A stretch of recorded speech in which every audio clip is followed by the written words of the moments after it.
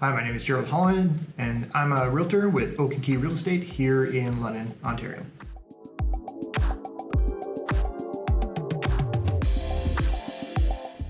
In my first year of real estate, I actually learned a lot. One of the biggest things I learned was that you go fast on your own and you go far together. And so the office I was at that time was very supportive of a team structure. And I started a team with a business partner at that time. And we actually employed a business coach as well, which just amplified our business very quickly. So the education part of your business getting into real estate is a big part of it. And make sure that any office that you join kind of prioritizes the training and the education, or provides an avenue for that to happen, especially if you're new in real estate.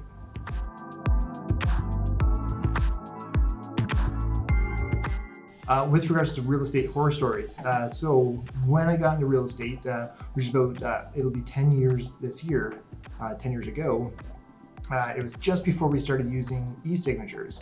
And so with the level of production that we had, oftentimes I found that we were kind of scampering around. We would carry blank copies of paperwork to fill in by hand, if you can imagine, from our cars, from wherever we were in southwestern Ontario. But one particular time, I was working against a time-sensitive deal, driving about an hour away from my office and my home to get this paperwork signed to firm up on a deal. And I arrived at the gentleman's home and realized that I had the wrong paperwork with me, and I didn't have the copies of the paperwork that I needed.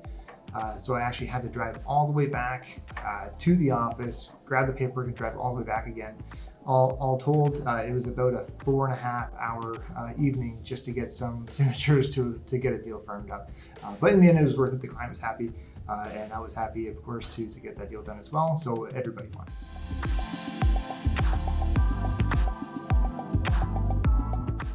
Some tips and tricks for new agents. I would say, don't be afraid to ask a lot of questions.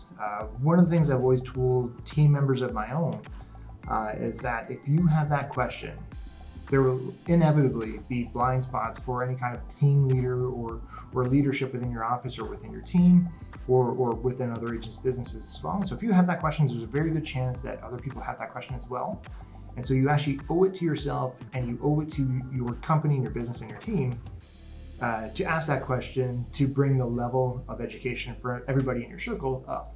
So just by asking those questions, even though you might feel like a little bit foolish, it helps to clarify and helps to provide an education resource to other people in the office by bringing those questions forward. So don't be afraid to ask questions, even if you feel like those questions might be a little bit silly.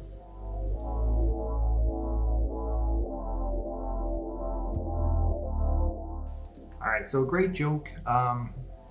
This one goes with real estate. So a lot of times, the preface for this, a lot of times we end up eating in our car or eating when we're out and about between showings or between appointments. It's hard sometimes to get the right food into your system and get the exercise that we need to stay fit once we start getting busy. So this joke might not be true, it might be, I'll let you decide. But my wife tells me that since I've gotten in real estate, I've really grown as a person.